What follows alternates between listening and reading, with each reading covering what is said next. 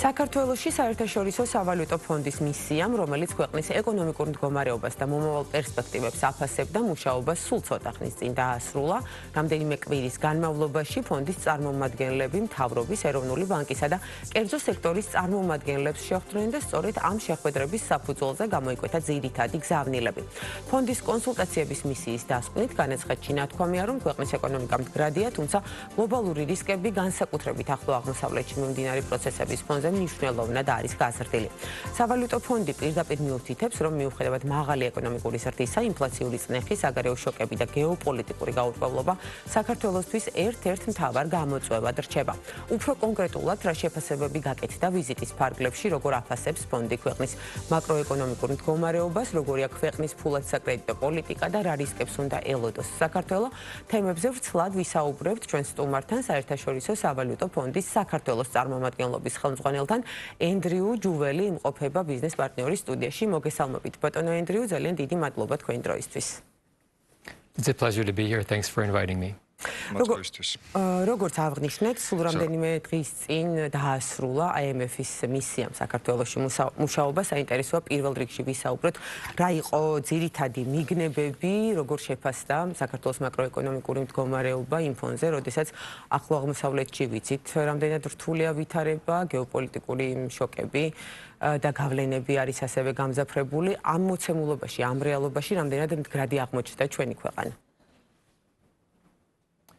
So we think the performance of the Georgian economy has საქართველოს ეკონომიკის პერფორმანსი არის საკმაოდ ძლიერი, მიუხედავად იმისა, რაც ხდება ახლო აღმოსავლეთში, ირანში მიმდინარე ომი. ჩვენ ვნახეთ, რომ 2 თვის განმავლობაში 2026 წლის ეკონომიკა 8.5%-ით გაიზარდა, რაც 7.5%-იან ზრდასთან შედარებით გასულ წელს არის უფრო მაღალი. ჩვენ ვხედავთ გარკვეულ ზეგავლენას ტურიზმის სექტორზე, სასტუმროებმა გააუქმეს ჯავშანი, გაუქმებული ფრენების გამო ახლო აღმოსავლეთიდან და ინფლაციაზეც გავლენას იქონიებს. სავარაუდოდ უფრო მაღალი ფასით იმპორტირებული საკვების სურსათისა და ნავთობის გამო, მაგრამ სავარაუდოდ ირანის ომი, მაგრამ შემიძლია ვთქვა, რომ ირანის ომის ზეგავლენა საქართველოზე არ არის მაინც და მაინც დიდი და საქართველო ძალიან კარგად ართმევს თავს ამ ყველაფრის ფონზე სიტუაციას. კი ბატონო, ეკონომიკური ზრდა ვახსენეთ და ჩაგეკითხებით 5.3%-იან ზრდას პროგნოზირებთ, რა არის ძირითადი არგუმენტები ამის? I'm sorry, could you repeat the question? ეკონომიკური ზრდის პროგნოზი 5.3%-ია. რა არის ძირითადი არგუმენტები თქვენის მხრიდან ამის? მით უმეტეს იმ ფონზე, როდესაც თებერვალში 8.4% იყო ჩვენს ქვეყანაში ეკონომიკური ზრდა. Yes. So we do see some slowdown. ჩვენ ხედავთ გარკვეულ შენელებას ეკონომიკური ზრდის თვალსაზრისით.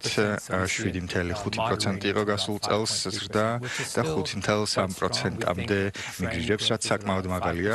5% არის ტრენდი ზრდის და ჩვენ ვარაუდობთ, რომ ტრენდზე მაღალი იქნება მაჩვენებელი. რა არის მთავარი ფაქტორები ეკონომიკური ზრდის? ჩვენ ვნახეთ ძალიან ძლიერი ინფორმაციული და კომუნიკაციის ტექნოლოგიის სექტორები. ერთ-ერთი მთავარი დრაივერი, ასევე განათლების სექტორი არის მნიშვნელოვანი მიმართულება და ტრანსპორტი. საქართველომ ძალიან დიდი სარგებელი მიიღო ტრანზიტული ვაჭრობისაგან, რომელიც გადის შუა დერეფანში და აკავშირებს ახლო აღმოსავლეთს ევროპასთან. ქვეყნის ფისკალურ და მონეტარულ პოლიტიკასაც შევეხოთ. საინტერესოა მოვისმინოთ თქვენი შეფასებები, როგორ აფასებთ ეროვნული ბანკის მონეტარულ პოლიტიკას. რეფინანსირების განაკვეთი 8%-ია, საკმაოდ მკაცრი რჩება. გამკაცრებულ პოზიციაში რჩება მონეტარული პოლიტიკა. საინტერესოა პროგნოზების ფონზე ინფლაციასთან მიმართებით თუ განიხილავთ და უშვებთ, რომ შეიძლება კიდევ უფრო მეტად გამკაცრდეს და ზოგადად სტრატეგიას ეროვნული ბანკისას როგორ აფასებთ? We would say the NBG has been cautious. NBG-ს პოლიტიკა არის საკმაოდ ფრთხილი, მათ ეროვნულ ბანკს არ შეუცვლია საკუთარი მონეტარული პოლიტიკა, საკმაოდ ფრთხილი იყო და შემცირება ბოლოს დაფიქსირდა 2 წლის წინ. ჩვენ ვფიქრობთ, რომ მათთვის ასეთი სტრატეგია არის საკმაოდ გონივრული არსებული სიტუაციიდან გამომდინარე, მათ გარკვეული სიგნალი იმასთან აკავშირებს, რომ შეუძლიათ გაამკაცრონ მონეტარული პოლიტიკა და ინფლაციის მაჩვენებელი შეიძლება გაიზარდოს იყოს თუ ომი გაგრძელდა, ჯერ არ გვინახავს, მაგრამ როგორც თქვი, ეს არის შესაძლებელი, რომ დავინახოთ უფრო მეტი ზრდა ინფლაციის, სურსათისა და ნავთობის ფასის ზრდიდან გამომდინარე და ამ ეტაპისათვის ამგვარი პოზიცია ეროვნული ბანკისგან არის საკმაოდ გონივრული, სიგნალის შემთხვევაში კი ინფლაციის მაჩვენებელი სავარაუდოდ გაიზრდება. ერთ-ერთი ძალიან მნიშვნელოვანი მაჩვენებელი საერთაშორისო სავალუტო რეზერვები, რომელიც გასულ წელს ისტორიულ მაქსიმუმი დაფიქსირდა, ასევე ყოველგვარი ადეკვატურობის მაჩვენებელი 100%-ით შეავსო და გადააჭარბა.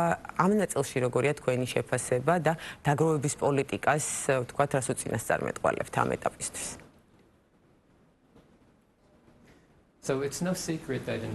საიდუმლო არ არის, რომ წარსულში რეზერვების დონესთან აკავშირებით გამხატეთ შეშფოთება 2020 წელს საპარლამენტო არჩევნების შედეგად ეროვნულმა ბანკმა თავიანთი რეზერვები, ასე ვთქვათ, გამოიყენა, როდესაც იცავდა ლარის კურსს, მაგრამ ამის შემდეგ ეროვნულმა ბანკმა გააკეთა საკმაოდ მნიშვნელოვანი შესყიდვები საერთაშორისო ბირჟაზე და ახლა რეზერვები რეკორდულ მაჩვენებელს აღწევს. ჩვენ ვაფასებთ ადეკვატურობას ეროვნული ბანკის რეზერვებისა, ამას სპეციალური მატრიცით ვახორციელებთ და ამჟამად ჩვენ ვაფასებთ ეროვნული ბანკის რეზერვებს ადეკვატურ დონეზე. მაჩვენებელი არის საკმაოდ ადეკვატური ამ კუთხით. და ერთ-ერთი თემა ჩვენი დისკუსიებისა, კონსულტაციების დროს იყო ოპტიმალური დონე ცენტრალური ბანკის და ეროვნული ბანკის რეზერვებისა. და გარკვეული შეთანხმება იქნა მიღწეული მასთან დაკავშირებით, რომ ეროვნულ ბანკს შეუძლია უფრო მეტი რეზერვის აკუმულირება, რათა უფრო უსაფრთხო დონეზე იყოს, მაგრამ ამჟამად შეფასება არის ის, რომ ეს არის ადეკვატურ დონეზე. როგორ გამოიყურება IMF-ის თვალით დღეს საბანკო სექტორი ჩვენს ქვეყანაში და აქვე შევაფასოთ ფინანსური სტაბილურობის დონე და მაჩვენებლები? ჩვენ ვფიქრობთ, რომ საბანკო სექტორი არის ერთ-ერთი ძლიერი მაჩვენებელი და მხარე ქართული ეკონომიკის საბანკო სექტორი არის საკმაოდ დიდი მომგებიანი შემტანი და ასევე აქტივების ხარისხი არის საკმაოდ მაღალი, ორი მსხვილი ბანკი, საქართველოს ბანკი და თბილისის ბანკი არის საკმაოდ კარგად ართმევს თავს სიტუაციას და ეს იმას აღნიშნავს, რომ არ არსებობს რისკები, არსებობს გარკვეული რისკები, მაგალითად საგარეო სასხებთან აკავშირებით და არასაბანკო სასხებთან აკავშირებით უძრავი ქონების დეველოპერების მიმართულებით, მაგალითად, რომელიც არის ჩვენი აზრით ერთ-ერთი სივრცე, რომელიც უნდა იყოს მონიტორინგის ქვეშ. თუმცა, საერთო ჯამში საბანკო სექტორი არის ერთ-ერთი ძლიერი მხარე საქართველოს ეკონომიკისა.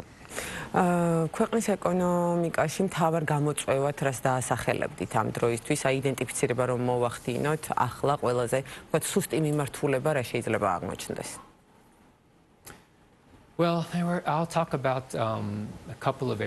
რამდენიმე მიმართულებაზე ვისაუბრებ და საკმაოდ ინტენსიური დისკუსიები მიმდინარეობდა ბოლო კონსულტაციის დროს, რა თქმა უნდა.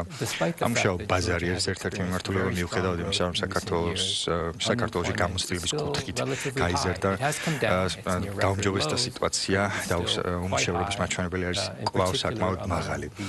განსაკუთრებით ახალგაზრდებში შესაბამისად ინტენსიური დისკუსია ქონდა იმასთან დაკავშირებით, თუ რა არის უმუშევრობის მაღალი მაჩვენებლის მიზეზი. ჩვენი აზრით ეს დაკავშირებულია უნარების დეფიციტთან, რაც იმას გულისხმობს, რომ დამსაქმებლებს არ აქვთ შესაბამისი, უბრალოდ სამუშაოს მაძიებლებს არ აქვთ ის უნარები, რასაც ეძებენ დამსაქმებლები.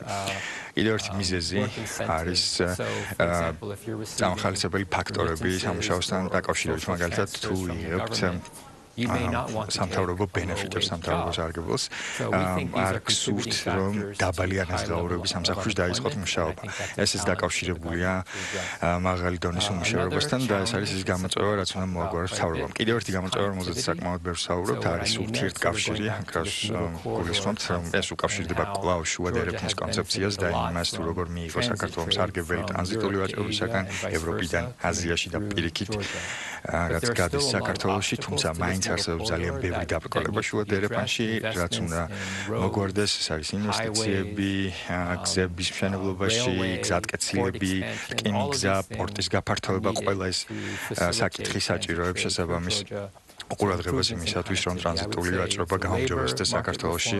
ამიტომ სამუშაო ბაზარზე რეფორმები და ინვესტირება ამ მიმართულებებით, რაზეც ვისაუბრე, არის ძირეული, ასე ვთქვათ, მიმართულებები, რომელიც განაპირობებს მოგვიანებით ეკონომიკის ზრდას. კი ბატონო და სავალუტო ფონდი რაც საუბრობს, ეს არის კიდევ სტრუქტურული რეფორმების დაჩქარების აუცილებლობა. საინტერესო იქნება კრიტიკული მიმართულებები რომელია, ამაზე ვისაუბროთ. Well, I just mentioned too. I mean, these are ორი მათგანი უკვე დავასახელე, ეს არის სტრუქტურული რეფორმები და სამუშაო ბაზრის რეფორმები, ინფრასტრუქტურული ინვესტიციები და ჩვენ ასევე საკმაოდ ბევრი ვისაუბრეთ საწარმოების მიმართულებით რეფორმების განხორციელების აუცილებლობაზე. წინა პროგრამა შეწყდა სამწუხაროდ ჩვენ ვერ ვნახეთ საკმარისი პროგრესი ამ მიმართულებით. გარკვეული პროგრესი დაფიქსირდა, საკმაოდ კარგი დონე პროგრესის ფინანსური ზედამხედველობის კუთხით, როდესაც საქმე ეხება ფისკალური რისკების მართვას საწარმოებში, თუმცა მაინც არის ძალიან ბევრი რეფორმა, რომელიც უნდა განხორციელდეს აღნიშნულ სექტორში.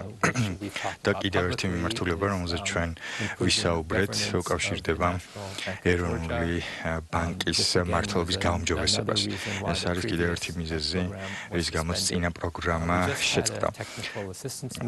ტექნიკური დახმარების მისია გვქონდა ამ თემასთან დაკავშირებით, რაც ეხება ეროვნული ბანკის მმართველობას, ძალიან ბევრი რეფორმები განხორციელდა და ასევე გავეცით განახლებული რეკომენდაციები და სიამოვნებით შემიძლია ვთქვა, რომ მისიამ ჩაიარა საკმაოდ კარგად და ეროვნულ ბანკებს აქვს დასახული უკვე პროგრესისათვის მნიშვნელოვანი გეგმები და ამ ხრივ ნამდვილად არის გაუმჯობესებული სიტუაცია. და დასასრულისკენ როგორ ხედავთ საერთაშორისო სავალუტო ფონდისა და საქართველოს შემდგომ თანამშრომლობას? So something that was mentioned, I believe it was from the finance minister at the press conference. საქართველოს ფინანსთა მინისტრმა აღნიშნა მგონი კონფერენციაზე რამდენიმე დღის წინ. პრინციპში მთავრობის სხვა წარმომადგენლებმაც აღნიშნეს, რომ ვერ ხედავენ საჭიროებას ახალი საერთაშორისო სავალუტო ფონდის პროგრამისათვის. და მიზეზები გასაგებია, ჩვენ ვისაუბრეთ იმაზე, რომ ეროვნული ბანკის რეზერვები არის რეკორდულ დონეზე, ფისკალური სიტუაცია არის საკმაოდ გამართული, ფისკალური პოლიტიკა კარგად ხორციელდება, საჯარო ვალის მაჩვენებელი არის საკმაოდ დაბალი, შესაბამისად ამ ეტაპზე ახალი პროგრამის აუცილებლობა არ არსებობს. თუმცა ამასთან ერთად ჩვენი თანამშრომლობა მთავრობასთან გრძელდება, ჩვენ უზრუნველყოფთ მნიშვნელოვან ტექნიკურ დახმარებას და გავაგრძელებთ პერიოდული მისიების განხორციელებას, ზუსტად იმ ხასიათისა, რაც დავასრულეთ გასულ კვირას. კი ბატონო, ძალიან დიდი მადლობა სტუმრობისთვის, ძალიან საინტერესო საუბრისთვის. საერთაშორისო სავალუტო ფონდის საქართველოს წარმომადგენლობის ხელმძღვანელი ენდრიუ ჯუველი იყო ჩვენი სტუმარი და საუბრობდა SSF-ის მისიის დასრულების შემდეგ შეფასებებზე.